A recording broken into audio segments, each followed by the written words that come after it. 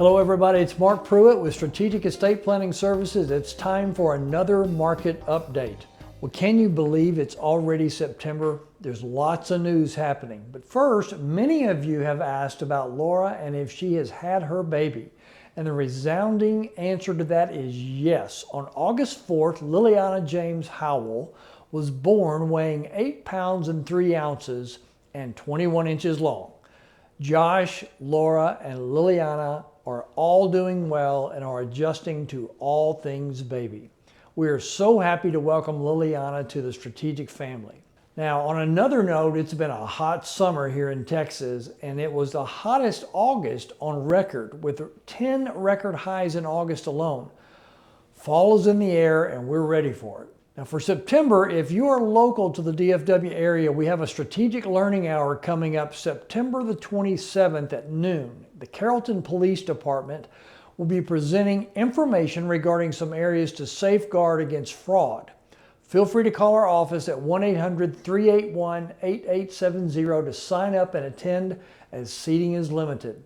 You know, I often get calls about from someone who has received a breach of personal data, and I'm often asked, well, Mark, what can I do? My recommendation is twofold. Number one, monitor your accounts via either checking bank accounts online or having a service monitor activity via a paid subscription, or a service like Credit Karma, which is free. Another option is to call all 3 credit reporting agencies and freeze your credit reporting accounts. This helps to stop fraud when someone attempts to open an account or apply for a loan in your name. Your credit report cannot be checked if it's frozen. You just have to remember to unfreeze it if you are applying for any type of loan or credit yourself. Now, regarding the economy and the markets, first, Fitch downgraded the U.S. credit rating from AAA to AA+. Why? Because of the concern about the national debt and the ability to pay it back. Inflation was at 3% in May, it was at 3.2 in June, 3.3 in July, and August came in at 3.7, which is the wrong direction, or the opposite direction that the Federal Reserve is trying to get to, which is the goal of 2%. Now, my opinion is based on the way inflation is measured year over year, that we are looking more toward 4% by the end of this year. Now, the August unemployment rate unexpectedly jumped up, which could be a sign that the labor market may be cooling in the face of higher interest rates and inflation numbers. The slowdown in hiring, coupled with the spike in unemployment and the cooling wage growth, could allow the Federal Reserve to hit the pause button on rate hikes. That remains to be seen. Either way, my opinion is we are close to the end of rate hikes. We kind of ran up that hill quickly last year and this year with interest rate hikes, and now we're hoping to be at the top of that hill. The question is, how long will they hold interest rates at this level before they begin to reduce rates ever so slowly in the near future? Now, I want you to be encouraged that if your income is secure, then it's easier to weather the storms of the market. This is always our goal. We don't look at all of your money the same way, and I don't encourage you to do that either. We do look at all of your money and how it's positioned.